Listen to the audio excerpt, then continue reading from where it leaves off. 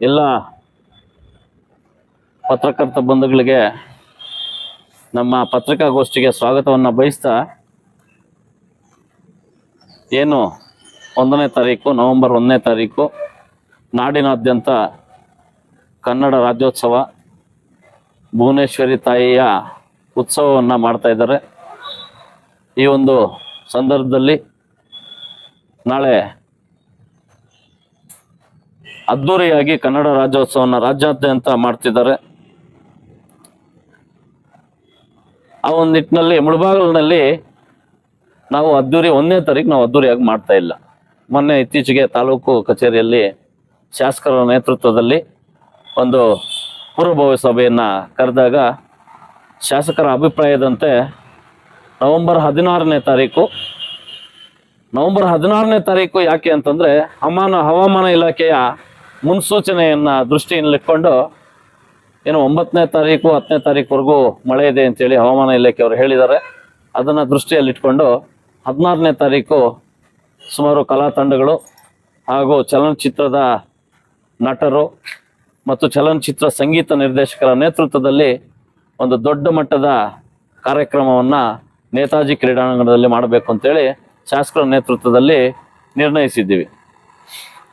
ಈ ಒಂದು ಸಂದರ್ಭದಲ್ಲಿ ಕರ್ನಾಟಕ ಎಲ್ಲ ಜನತೆಗೆ ನಾವು ದೇವಮೂಲೆ ಮುಳಬಾಗಿಲಿನ ಕರ್ನಾಟಕ ರಕ್ಷಣಾ ವೇದಿಕೆ ಹರೀಶ್ ಗೌಡರವರ ನೇತೃತ್ವದ ರಾಜ್ಯಾಧ್ಯಕ್ಷರಾದಂತಹ ಪ್ರವೀಣ್ ಕುಮಾರ್ ಶೆಟ್ಟಿರವರ ನೇತೃತ್ವದಲ್ಲಿ ರಾಜ್ಯಾದ್ಯಂತ ಅದ್ದೂರಿಯಾಗಿ ಮಾಡಬೇಕು ಅಂತೇಳಿ ನಮಗೆ ಮೊನ್ನೆ ನಡೆದಂತಹ ಒಂದು ಸಭೆಯಲ್ಲಿ ನಮಗೆ ನಿರ್ದೇಶನ ಬಂದಿತ್ತು. ಆ ಸಭೆಯಲ್ಲಿ ನಾವು ಶಾಸಕರ ತೀರ್ಮಾನವನ್ನು ನಾವು ತಿಳಿಸಿದ್ವಿ. ಆದ್ದರಿಂದ ಏನು ಇಲ್ಲಿ ಪುನೀತ್ ರಾಜ್ಕುಮಾರ್ ಅವರ ನೆನಪಿನಲ್ಲಿ ನರಸಿಂಹ ತೀರ್ಥದ ಬಳಿ ನಮ್ಮ ಹರೀಶ್ ಗೌಡರು ಒಂದು ಬೃಹತ್ ಗಾತ್ರದ ಒಂದು ಧ್ವಜಸ್ತಂಭವನ್ನು ಅಳವಡಿಸಿದ್ದಾರೆ. ಆ ಒಂದು ಧ್ವಜಸ್ತಂಭದಲ್ಲಿ ಧ್ವಜಾರೋಹಣವನ್ನು ಮಾಡಿ ಎಲ್ಲ ತಾಲೂಕು ಸರ್ಕಾರಿ ಕಚೇರಿಗಳಲ್ಲಿ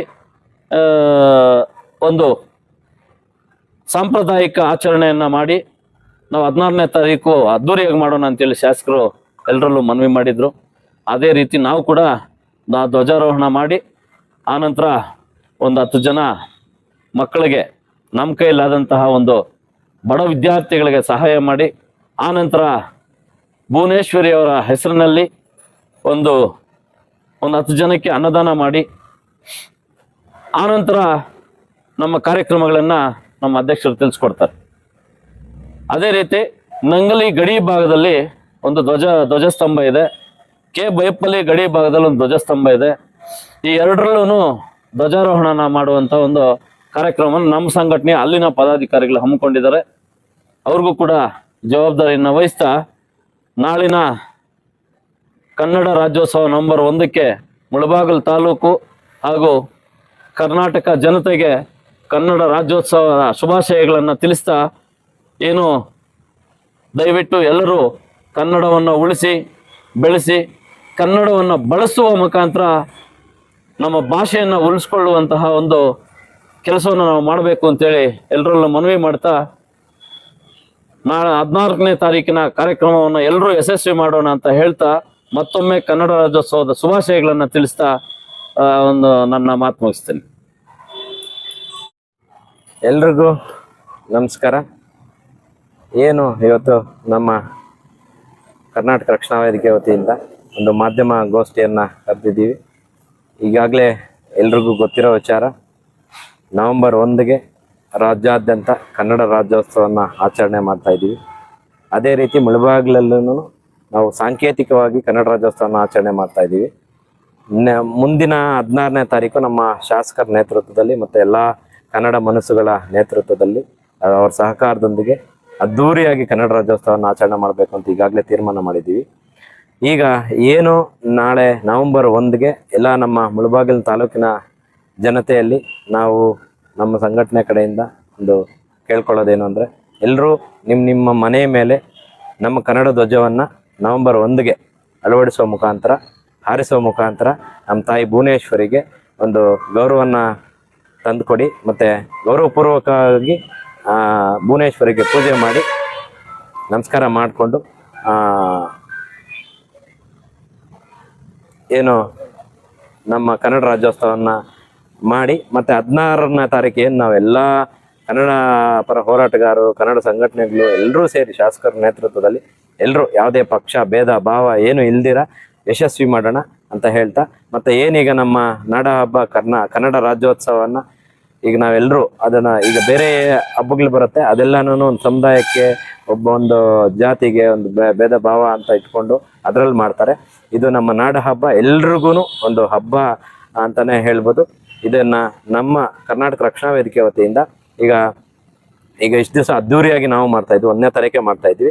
ಈಗ ಹೆಂಗೂ ನಾವು 16ನೇ ತಾರೀಕು ಮುಂದಿನ 16ನೇ ತಾರೀಕು ಅದ್ದೂರಿಯಾಗಿ ಮಾಡ್ತಾಯಿದ್ದೀವಿ ಅಂತ ಈಗ ನಮ್ಮ ರಕ್ಷಣಾ ವೇದಿಕೆ ವತಿಯಿಂದ ನಮ್ಮ ಪ್ರಕಾಶ್ ಗೌಡ್ರು ಹೇಳ್ದಂಗೆ ದೇವಮೂಲೆಯಲ್ಲಿ ನಾವೊಂದು ಅಪ್ಪು ಅವರ ನೆನಪಿನ ಧ್ವಜಸ್ತಂಭ ಅಂತ ಮಾಡಿದ್ದೀವಿ, ಅಲ್ಲಿ ಧ್ವಜಾರೋಹಣ ಮಾಡ್ತೀವಿ.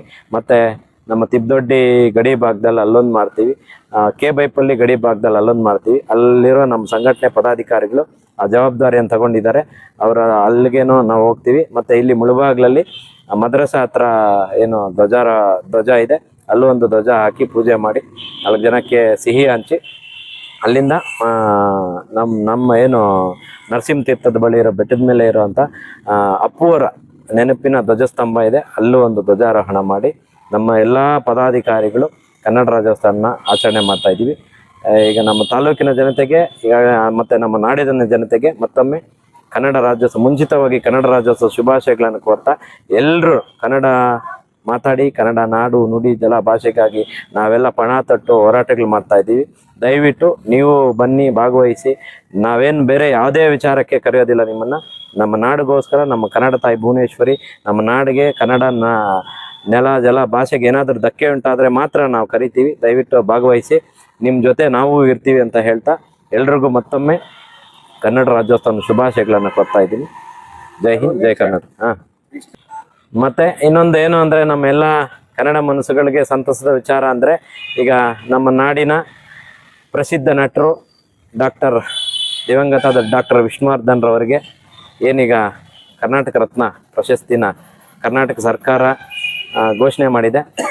ಎಲ್ಲರ ಪರವಾಗಿ ಕರ್ನಾಟಕ ರಾಜ್ಯ ಸರ್ಕಾರಕ್ಕೆ ಅಭಿನಂದನೆಗಳನ್ನು ಸಲ್ಲಿಸ್ತಾ, ಅದೇ ಥರ ಏನು ನಮ್ಮ ಕನ್ನಡ ಚಲನಚಿತ್ರ ನಟರಿರ್ಬೋದು, ಕನ್ನಡ ನಾಡು ನುಡಿ ಭಾಷೆ ಏನು ಕಷ್ಟಪಟ್ಟಿದ್ದಾರೆ ಅವ್ರಿಗೆ ಎಲ್ರಿಗೂ ಈಗೇನು ಈಗ ದಿವಂಗತ ವಿಷ್ಣುವರ್ಧನ್ ಅವರು ಕೊಟ್ಟಿದ್ದಾರೆ, ಅದೇ ಥರ ಎಲ್ರಿಗೂ ಯಾರು ನಿಸ್ವಾರ್ಥವಾಗಿ ಸೇವೆ ಮಾಡಿದ್ದಾರೆ ಅವ್ರಿಗೆಲ್ರಿಗೂ ನಮ್ಮ ಕರ್ನಾಟಕ ರತ್ನ ಪ್ರಶಸ್ತಿ ಕೊಡಬೇಕು ಅಂತ ನಮ್ಮ ಕರ್ನಾಟಕ ರಕ್ಷಣಾ ವೇದಿಕೆಯಿಂದ ಒತ್ತಾಯ ಮಾಡ್ತಾ, ಈಗೇನು ಅವ್ರಿಗೆ ಘೋಷಣೆ ಮಾಡಿದ್ದೀರಾ ನಮ್ಮೆಲ್ಲರ ಅಭಿನಂದನೆಗಳಿದೆ ನಮ್ಮ ಕರ್ನಾಟಕ ರಾಜ್ಯ ಸರ್ಕಾರಕ್ಕೆ. ಮತ್ತು ಇನ್ನು ಮುಂದೆ ಯಾರು ನಮ್ಮ ಕನ್ನಡ ನಾಡು ನುಡಿಗಾಗಿ ಶ್ರಮಿಸ್ತಾ ಇದ್ದಾರೆ ಅವ್ರಿಗೆಲ್ರಿಗೂ ಈ ಒಂದು ಪ್ರಶಸ್ತಿ ದಕ್ಕಬೇಕು ಅಂತ ನಮ್ಮೆಲ್ಲರ ಒತ್ತಾಯವನ್ನು ಮಾಡ್ತಾ ಇದ್ದೀವಿ. ಸೈಲೆಂಟ್ ಮಾಡಿ ಸರ್ ಫಸ್ಟ್. ಮತ್ತು ಈಗೇನು ನಮ್ಮ ತಾಲೂಕಿನಲ್ಲಿ ಈಗ ಚಿತ್ರನಟರು ತುಂಬ, ನಮ್ಮ ಏನು ಚಿತ್ರ ಮಂಡಳಿ ತುಂಬ ದೊಡ್ಡದು, ಅದರಲ್ಲಿ ನಮ್ಮ ತಾಲೂಕಿಂದ ನಮ್ಮ ಜಿಲ್ಲೆಯಿಂದ ಹೋಗಿರ್ತಕ್ಕಂಥ ಯುವ ನಟರಿದ್ದಾರೆ. ಈಗ ಮುಳಬಾಗಲ್ ತಾಲೂಕಿನಲ್ಲಿ ಅಗ್ರಸೇನ ಅಂತ ಮೂವಿ ಮಾಡಿದ್ರು, ಅವರು ನಟರು. ಇನ್ನೂ ಸಾಕಷ್ಟು ಜನ ನಮ್ಗೆ ಗೊತ್ತಿಲ್ಲದೆ ಇರ್ಬೋದು, ಎಲ್ಲೆಲ್ಲ ಕೆಲಸ ಮಾಡ್ತಾ ಇದ್ದಾರೆ, ಚಿತ್ರಮಂಡಳಿಯಲ್ಲಿ ಕೆಲಸ ಮಾಡ್ತಾ ಇದ್ದಾರೆ, ಕನ್ನಡ ಇಂಡಸ್ಟ್ರಿಗೋಸ್ಕರ ಕನ್ನಡ ಚಲನಚಿತ್ರ ಇದರಲ್ಲಿ ಕೆಲಸ ಮಾಡ್ತಾ ಇದ್ದಾರೆ. ಅವ್ರಿಗೂ ಮುಂದೆ ಒಳ್ಳೆ ಅವಕಾಶ ಸಿಗಲಿ, ಮತ್ತು ನಮ್ಮ ತಾಲೂಕಿಂದ ಏನು ನಮ್ಮ ತಾಲೂಕು ಒಳ್ಳೆ ಹೆಸರು ತರಲಿ, ನಮ್ಮ ಜಿಲ್ಲೆಗೆ ಒಳ್ಳೆ ಹೆಸರು ಬರಲಿ. ಅವ್ರಿಗೂ ನಮ್ಮ ಎಲ್ಲ ರಕ್ಷಣಾ ವೇದಿಕೆ ವತಿಯಿಂದ ಅಭಿನಂದನೆಗಳು ಸಲ್ಲಿಸ್ತಾ ಅವ್ರಿಗೂ ಮುಂದೆ ಒಳ್ಳೆ ಅವಕಾಶಗಳು ಬರಲಿ ಅಂತ ಕೋರ್ತಾ ಇದ್ದೀವಿ. ಜೈ ಹಿಂದ್, ಜೈ ಕರ್ನಾಟಕ. ಕನ್ನಡ ರಾಜ್ಯೋತ್ಸವ ಶುಭಾಶಯಗಳು. ನಮ್ಮ ನಾಡಿನ ಹಬ್ಬ ಎಲ್ಲ ಜನರು ಅದ್ದೂರಿಯಾಗಿ ಮಾಡಬೇಕು. ವಿಶೇಷವಾಗಿ ನಮ್ಮ ಮುಳಬಾಗಲ್ ತಾಲೂಕು ಜನ ಅದ್ದೂರಿಯಾಗಿ ಮಾಡಬೇಕು ದೇವಮೂಲೆಯಲ್ಲಂತ ನಮ್ಮೊಂದು ಕನಸಾಗಿದೆ. ಜೈ ಹಿಂದ್, ಜೈ ಕರ್ನಾಟಕ. ಮುಳಬಾಗಲ್ ತಾಲೂಕಿನ ಸಮಸ್ತ ಜನತೆಗೆ ಕನ್ನಡ ರಾಜ್ಯೋತ್ಸವ ಶುಭಾಶಯಗಳನ್ನ ಹೇಳ್ತಾ ಇದ್ದೀವಿ. ಅದೇ ರೀತಿಯಾಗಿ ಎಲ್ಲ ನಮ್ಮ ಸರ್ಕಾರಿ ಶಾಲೆಗಳಾಗಿರುವುದು ಮನೆಯಲ್ಲೂ ಮುಳಬಾಗಲು ಗಡಿನಾಡ ಕನ್ನಡಿಗರಿಗೂ ಹಾಗೂ ನಮ್ಮ ತಾಲೂಕು, ಜಿಲ್ಲೆ, ನಮ್ಮ ರಾಜ್ಯದ ಮತ್ತು ಇಡೀ ನಮ್ಮ ದೇಶದಲ್ಲಿರೋರಿಗೆ ಮತ್ತು ಹೊರ ದೇಶಗಳಲ್ಲಿ ಇಡೀ ನಮ್ಮ ಪ್ರಪಂಚದಾದ್ಯಂತ ಇರುವಂಥ ಎಲ್ಲ ಕನ್ನಡಿಗರಿಗೂ ಕನ್ನಡ ರಾಜ್ಯೋತ್ಸವ ಶುಭಾಶಯಗಳು. ಹಾಗೂ ಶುಭಾಶಯಗಳನ್ನು ಬರೀ ನಾವು ಶುಭಾಶಯ ಹೇಳಿದ್ರೆ ಆಗಲ್ಲ, ಮನೆ ಮನೆಯಲ್ಲೂ ಮನೆ ಮೇಲೆ ನಮ್ಮ ಕನ್ನಡ ಬಾವುಟನ ಹಾರಿಸುತ್ತಾ ನಮ್ಮ ಅಭಿಮಾನವನ್ನು ಮೆರೆಸಬೇಕೆಂದು ಎಲ್ಲರಿಗೂ ಶುಭಾಶಯ ಕೊಡ್ತಾ ನನ್ನ ಮನವಿ. ಎಲ್ಲರಿಗೂ ನಮಸ್ಕಾರ. ಕೊನೆಯದಾಗಿ ಈಗ ಎಲ್ಲ ನಮ್ಮ ಕನ್ನಡ ಮನಸ್ಸುಗಳ ಪರವಾಗಿ, ಎಲ್ಲ ನಮ್ಮ ಕರ್ನಾಟಕ ರಕ್ಷಣಾ ವೇದಿಕೆಯ ಪದಾಧಿಕಾರಿಗಳ ಪರವಾಗಿ, ನಮ್ಮ ಮಾಧ್ಯಮ ಮಿತ್ರರಿಗೆ ಮತ್ತೊಮ್ಮೆ ಮಗದೊಮ್ಮೆ ಕನ್ನಡ ರಾಜ್ಯೋತ್ಸವ ಶುಭಾಶಯಗಳನ್ನು ಅವ್ರಿಗೂ ಕೋರ್ತಾ, ಯಾಕೆಂದರೆ ನಾವೇನೇ ಕಾರ್ಯಕ್ರಮ ಮಾಡಲಿ ಜನರ ಮುಂದೆ ತಗೊಂಡು ಹೋಗ್ತಾರೆ. ನಿಮಗೂ ಕನ್ನಡ ರಾಜ್ಯೋತ್ಸವ ಶುಭಾಶಯಗಳು. ಮತ್ತು ಎಲ್ಲ ನಮ್ಮ ತಾಲೂಕಿನ ಜನತೆ ಎಲ್ಲರೂ ಈಗಾಗಲೇ ಹೇಳ್ದಂಗೆ ಮನೆ ಮೇಲೆ ನಮ್ಮ ನಾಡ ಧ್ವಜವನ್ನು ಕಟ್ಟಿ ಭುವನೇಶ್ವರಿಗೆ ಪೂಜೆ ಸಲ್ಲಿಸಿ ಅಂತ ಹೇಳ್ತಾ, ಮತ್ತು ಎಲ್ಲ ಈಗೇನು ನಮ್ಮ ಎಲ್ಲ ರಕ್ಷಣಾ ವೇದಿಕೆ ಪದಾಧಿಕಾರಿಗಳು ಈಗ ಬಂದಿದ್ದಾರೆ, ಈಗ ಗಡಿ ಬಾಗಿಲಲ್ಲಿ ಇನ್ನೂ ಇದ್ದಾರೆ, ಅವರು ಅಲ್ಲಲ್ಲೇ ಕಾರ್ಯಕ್ರಮಗಳು ನಾಳೆ ಅಲ್ಲಿ ಭಾಗವಹಿಸ್ತಾರೆ. ಮತ್ತು ಎಲ್ಲ ನಮ್ಮ ಕನ್ನಡ ಮನಸ್ಸುಗಳಿಗೆ ಇನ್ನೊಂದು ಹೇಳೋದೇನೆಂದರೆ, ಬರೀ ನವಂಬರ್ 1ಗೆ ನಮ್ಮ ಕನ್ನಡ ರಾಜ್ಯೋತ್ಸವ ಸೀಮಿತವಾಗಿರಬಾರ್ದು.